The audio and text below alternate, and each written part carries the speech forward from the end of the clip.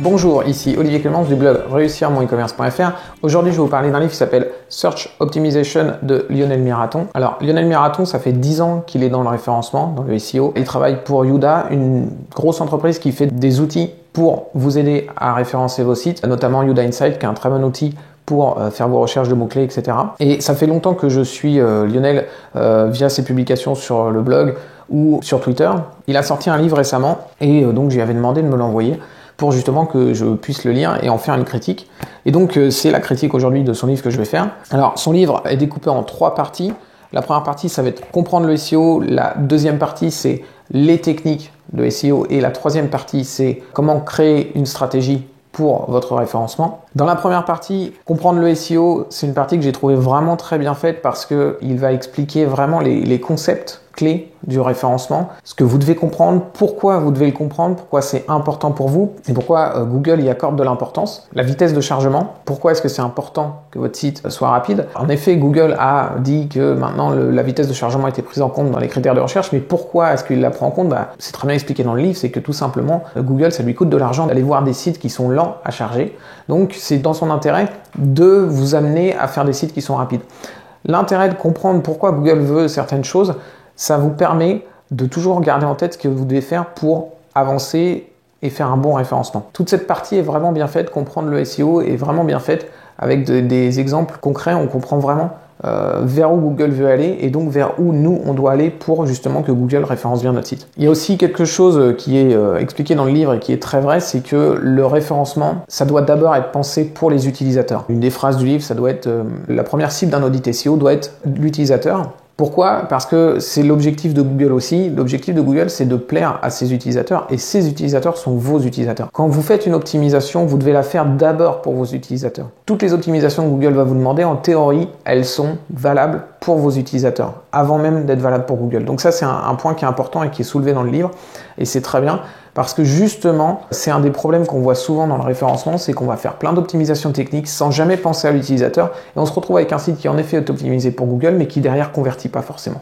Donc c'est pas très intelligent et parfois on va justement être amené à faire trop d'optimisation, on va arriver dans la suroptimisation parce qu'on ne pense qu'à Google et on oublie ses utilisateurs. C'est vraiment important de garder ses utilisateurs à l'esprit lorsqu'on fait des optimisations et c'est ce que dit le livre. Donc c'est vraiment très bien d'en parler dans un livre parce que justement c'est un problème qu'on rencontre souvent. Un autre passage que j'ai bien aimé dans le livre et que j'ai noté d'ailleurs parce que c'est complètement ma philosophie en fait en termes de référencement, je vais vous le lire. Google est probablement le plus complexe des moteurs de recherche.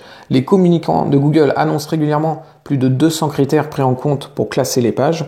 C'est probablement vrai, mais derrière cette apparente complexité, ces 200 critères différents servent à mesurer et vérifier seulement 2 qualités essentielles de vos pages, la pertinence et la popularité. Ce sont les 2 piliers des algorithmes de classement et ce sont ces 2 concepts logiques que vous devez en priorité connaître et comprendre. Voilà, ça, c'est pour moi l'essence même d'un référencement de qualité.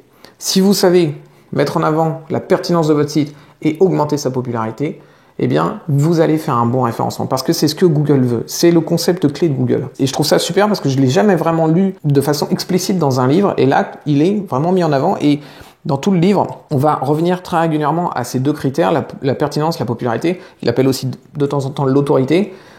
C'est vraiment le concept clé. Et dans le livre, on est toujours relié à ce concept. Et c'est vraiment important parce que pour moi, c'est le principe même du référencement.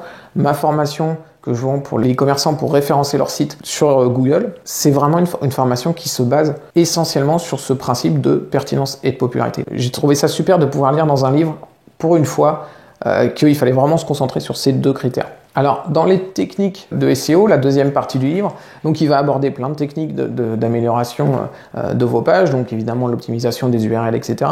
Ce qui est bien aussi dans ce livre, c'est qu'il y a une certaine hiérarchisation dans les optimisations que vous pouvez faire. Clairement, si vous améliorez les URL de vos pages, c'est bien, ça va améliorer votre référencement, mais très franchement, si vous avez des pages qui sont absolument pas pertinentes, pas intéressantes, qui n'ont pas un contenu texte qui va être attrayant pour vos utilisateurs, ça sert à rien d'essayer d'améliorer vos URL, il faut commencer par ça. Et ça c'est bien parce que je trouve que dans le livre, c'est bien expliqué que il ne faut pas juste se limiter à faire 2-3 optimisations par-ci par-là, il faut déjà quand même faire une page qui assure pour vos visiteurs, une bonne page.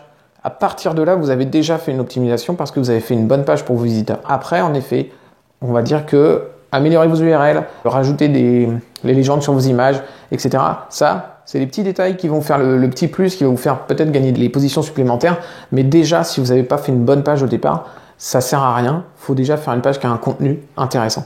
Et ça, le livre insiste bien dessus et je trouve ça encore une fois très intéressant parce que souvent dans les livres, on va trouver des optimisations qui sont toutes mises au même niveau. On va vous dire, voilà, faites des bons textes, mettez des photos, etc., etc., etc. C'est bien, mais sauf qu'il faut commencer par quoi? Et le commencement pour moi, c'est faire des bonnes pages avec des contenus intéressants pour vos visiteurs. Je trouvais aussi très intéressant dans cette partie toutes les explications sur le siloing qui est souvent simplifié sur internet. On trouve souvent qu'il est simplifié par simplement mettre les bonnes pages dans les bonnes catégories. Dans le livre, il explique bien que ça va plus loin que ça en termes de concept. Alors, si vous connaissez pas le siloing, peut-être que ça va être un peu léger. Il faudra peut-être que, vous aurez pas forcément tout dans le livre pour mettre en place une stratégie de siloing, mais au moins le concept est bien expliqué, vous allez le comprendre. Il y a tout un système de cercles à mettre en place pour que votre page rank ne sorte pas de votre silo, etc. Enfin, voilà, c'est bien expliqué. C'est quelque chose que j'avais pas forcément toujours bien vu dans d'autres livres. Donc je trouve que c'était bien expliqué dans ce bouquin. Dans la partie 3, alors Lionel nous parle de définir une stratégie SEO. C'est une partie importante du livre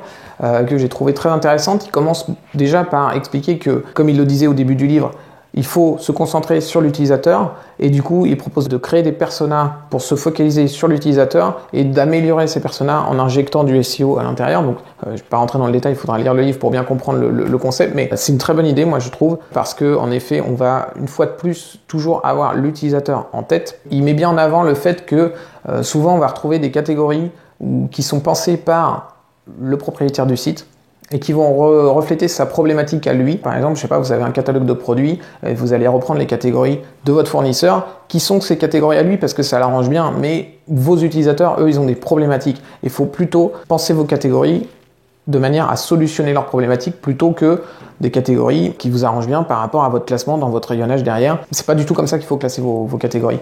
Et c'est bien mis en avant dans le livre, donc c'est bien parce qu'en effet, partir sur une catégorisation, je prends l'exemple de la catégorisation, mais il y a plein d'autres sujets qui peuvent être pris en compte quand on se concentre sur l'utilisateur plutôt que sur soi. Mais si vous mettez en place une bonne catégorisation, déjà vous partez avec une longueur d'avance pour le référencement de votre site parce que vous partez avec la problématique du client en tête.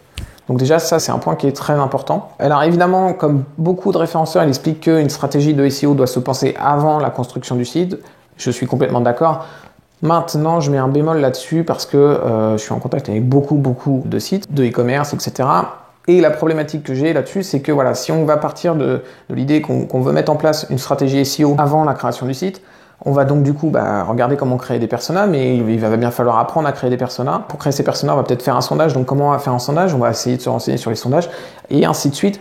Donc il y a un moment où on va faire vraiment beaucoup de choses pour en effet mettre en place un super site. Sauf qu'on n'a quand même pas de garantie à la fin. Et je pense qu'à un moment, il faut quand même se lancer. Tant pis si cette partie-là, elle n'est pas optimale, si elle n'est pas optimisée à fond. Tant pis si on n'a pas vraiment tout fait dans les règles de l'art, mais au moins on s'est lancé. Il y a une expression qui dit fait est mieux que parfait. Parce qu'il vaut mieux faire plutôt que de jamais le faire parce qu'on n'est pas prêt. C'est un peu l'idée, c'est-à-dire qu'en effet, monter sa stratégie SEO avant de créer son site, c'est une très bonne idée. Maintenant, c'est pas toujours facile à faire. Ça pourrait être bien de mettre en place une stratégie SEO, même si on a déjà mis son site avant en ligne, parce qu'il faut quand même vendre avant de mettre en place trop de choses énormes qui vont nous prendre du temps, de l'argent et des ressources, etc. Donc c'est vrai que je suis d'accord sur le fait que mettre une stratégie SEO en place avant la création du site, c'est très bien. Maintenant, c'est pas forcément simple dans la pratique à faire. Alors évidemment, j'ai pas abordé tout ce dont parle le livre.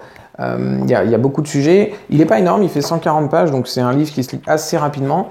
Moi, je vous conseille vraiment de le lire. Ce que je trouve vraiment bien, c'est qu'il montre bien que le référencement, c'est pas simplement des morceaux de code qu'on met les uns derrière les autres pour faire des optimisations du site. C'est vraiment mettre l'utilisateur en avant, faire les choses pour l'utilisateur en ayant Google en tête. Si vous faites ça, vous allez faire une navigation plus fluide pour vos utilisateurs, une utilisation plus fluide de votre site et vous allez non seulement améliorer votre référencement parce que c'est ce que veut Google, une fois encore, Google veut que les utilisateurs arrivent sur des sites qui sont bien faits pour eux et en plus, vous allez améliorer tout en fait, vous allez améliorer votre taux de transformation, vous allez améliorer la satisfaction de vos clients, la fidélisation de vos clients sera plus facile, etc. etc.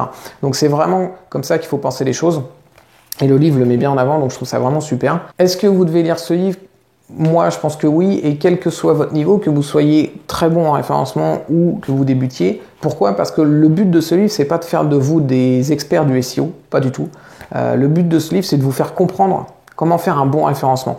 Donc ça passe par ce que j'expliquais, la popularité et la pertinence. Ça passe par le fait de se mettre à la place de l'utilisateur et de faire son site et son référencement pour l'utilisateur, de comprendre ce qu'il veut et de répondre à ses besoins. Au final, le but du livre, comme je disais, c'est pas de faire de vous des experts du référencement. Pour moi, le but du livre, c'est d'ancrer en vous un état d'esprit qui fait que toutes les actions de référencement que vous allez faire seront des actions qui vont faire un bon référencement, un référencement sain qui va durer dans le temps et qui ne sera pas sujet à une pénalité plus tard parce que Google a modifié son algorithme.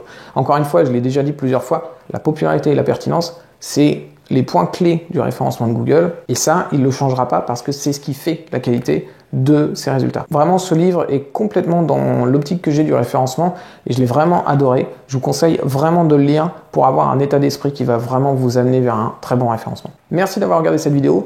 Comme d'habitude, vous pouvez télécharger mon livre 41 secrets pour PrestaShop. Vous pouvez aussi vous abonner à la chaîne YouTube et me suivre sur les réseaux sociaux. À bientôt. Merci. Au revoir.